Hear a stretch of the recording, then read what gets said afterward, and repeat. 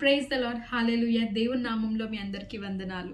బాగున్నారండి? ఎప్పుడైనా అనిపించిందా ఎన్ని డేస్ ఇంక నేను ప్రార్థించాలి, ఎన్ని డేస్ ఇంక నేను మొరపెట్టాలి, ఎన్ని డేస్ ఇంక నేను ఏడ్చుకుంటూ ఉండాలి, ఏడ్చుకుంటూ ప్రార్థించాలి, ఎంత ప్రార్థించినా లాభం లేదే, ఎంత ప్రార్థించినా నాకు సమాధానం రావట్లేదే, ఎంత ప్రార్థించినా నా సిచ్యువేషన్స్ మారట్లేదే, ఇంక ఎన్ని డేస్ ఇలా ఉండాలి, అవసరమా ఈ ప్రార్థన? ఎలాగో ప్రార్థించినా కూడా యూజ్ లేకుండా పోతుంది కదా, ఎలాగో ప్రార్థించినా కూడా ఏం చేంజ్ లేకుండా పోతుంది కదా, ఇంకెన్ని డేస్ నేను ప్రార్థించాలి, అవసరం ఆగిపోవడం బెస్ట్, ఇంకా హోప్స్ వదిలేసుకోవడం బెస్ట్. నేను ఏదైతే అడుగుతున్నానో దేవుణ్ణి, ఏ గర్భఫలం గురించి, ఏ జాబ్ గురించి, ఏ ఇల్లు గురించి అయితే ఏడ్చుకుంటూ ప్రార్థిస్తూ అడుగుతున్నానో అది ఇంకా అడగడం వేస్ట్. ఎందుకంటే దేవుడు సమాధానం ఇవ్వట్లేడు, ఇంకా నేను హోప్స్ వదిలేసుకోవాలి అని అనుకుంటున్నారా? అయితే దేవుడు ఈరోజు ఒక మాట చెప్తున్నాడండి. ఏంటో చూద్దామా? 1 Thessalonians చాప్టర్ 5 verse 17. తెస్సలోనియులకి రాసిన మొదటి పత్రిక 5వ అధ్యాయం 17వ వచనం. Never stop praying. ఎడతెగక ప్రార్థన చేయుడి.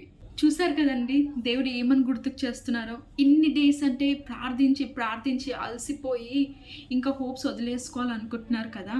అయితే దేవుడు అనేది ఏంటంటే నెవర్ స్టాప్ ప్రేయింగ్, ఎడతెగక ప్రార్థన చేయుడి అని. మనం కనుక హన్నా జీవితం చూసినట్లయితే హన్నా ఎన్నో అవమానాలు ఎదుర్కొంటుందండి. గర్భఫలం గురించి ఎందరో సొంత వారే తనని ఎంతగానో అవమానిస్తారు, ఎన్నో మాటలు అంటుంటారు చుట్టూన్నవారు, సొంత వారు. అవునా, అటువంటి పరిస్థితిలో హన్నా కూడా ఎంతగానో ప్రార్థించిందండి, ఎంతగానో మొరపెట్టింది, ఎన్ని ఇయర్స్ మొరపెట్టింది. అయితే కానీ ఎప్పుడు కూడా ఆగిపోలేదంట, దేవుని జవాబు వచ్చే వరకు ఆగిపోలేదంట. ఈరోజు దేవుడు అదే అడుగుతున్నారు మిమ్మల్ని. ఈరోజు దేవుడు అదే గుర్తుకు చేస్తున్నాడు. ఏంటంటే ఆయన దగ్గర నుంచి సమాధానం పొందే వరకు చేయమంటున్నారు, ఎడతెగక ప్రార్థన చేయమంటున్నాడు. Never stop praying till you see the change. ఎప్పుడైతే హన్నా దేవుని దగ్గర నుంచి వాగ్దానం పొందుకుందో, దేవుని దగ్గర నుంచి మాట పొందుకుందో, అప్పుడు ప్రార్థన చేయడం అంటే తనకున్న బాధని అక్కడనే వదిలేసిందంట. వదిలేసి హ్యాపీనెస్తో నాకు దేవుడు సమాధానం ఇచ్చిండు మరి ముందుకెళ్ళిందంట.